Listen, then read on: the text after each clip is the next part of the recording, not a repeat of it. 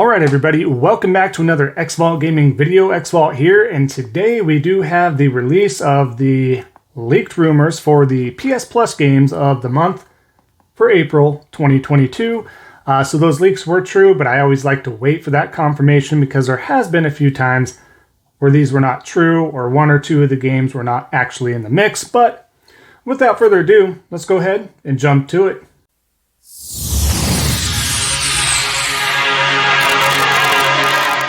Alright, so like I was saying, we do have our announced PS Plus games for the month of April 2022. So before we get to the rest of the games here in detail, what I do want to mention is we probably have this month and then of course next month that we're going to have 3 games to choose from.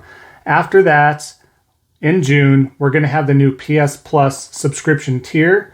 And I do believe that that PS Plus collection will probably limit itself to the 2 games like it's saying, so we can probably say goodbye to the 3 games.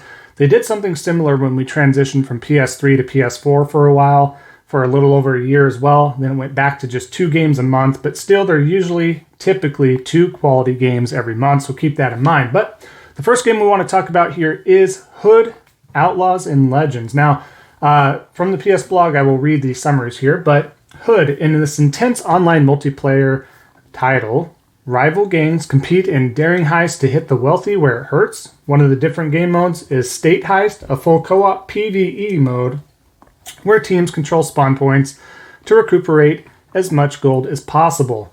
In Gold Rush PvPvE, however, 2 teams of 4 players battle it out and attempt to execute the perfect heist, stealing and extracting treasure while fighting each other and the AI guards. Equipped with unique skills and mystical abilities, each character moves in stealth to steal treasures unseen.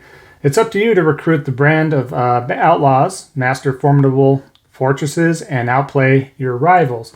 So I always had my eye on this. This did score, kind of mediocre, but some folks out there really enjoy this game.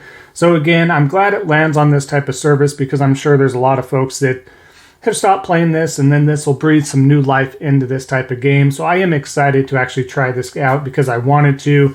It has been on sale a few times, but not super low or anything like that. So definitely excited to try this out and give this guy a try. So moving on to the next one is a beloved game. This is why this came back. So regardless of some of the folks out there like, I don't want this game, this was requested. This is why this was made, and it did sell well. So here we have SpongeBob SquarePants Battle for Bikini Bottom, rehydrated for the PS4, working backwards compatibility for the PS5.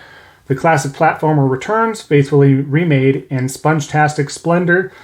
Play as SpongeBob, Patrick, and Sandy and use their unique sets of skills to thwart Plankton's evil plan to rule Bikini Bottom with his army of wacky robots.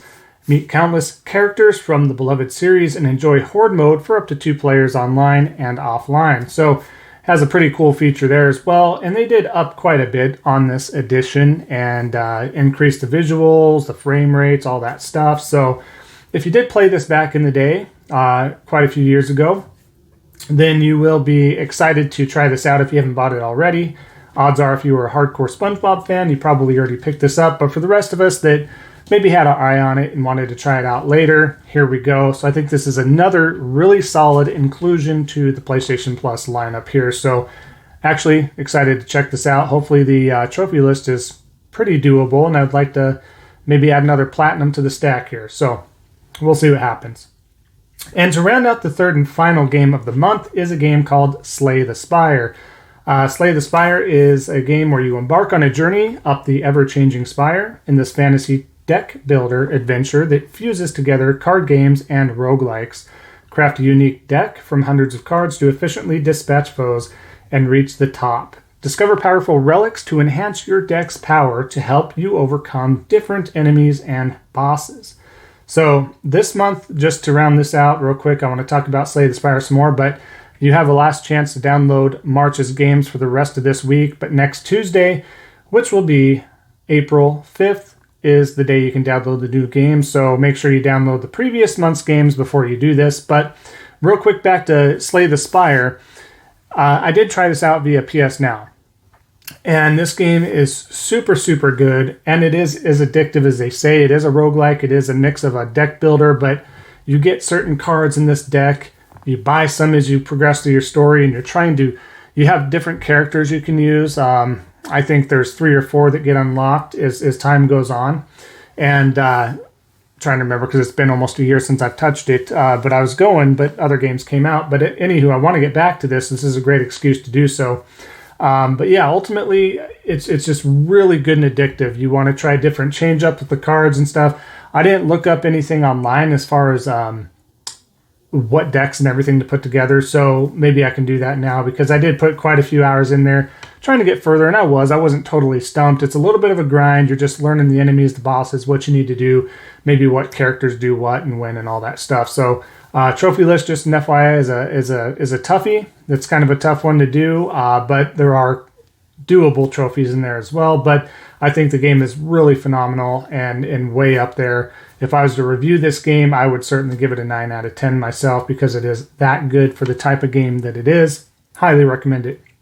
So if you did miss this, didn't play it on PS Now, didn't buy it previous to this, can't wait for you to have your hands on this as well. So that'll round out the 3 games for the month of April 2022.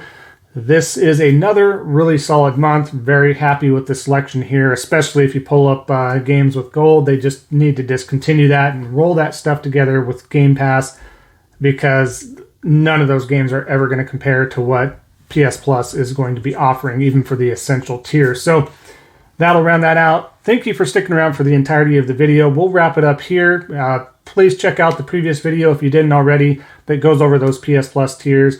And of course, if you are new to the community, definitely consider liking, commenting, and of course, subscribing to help out a small content creator like myself.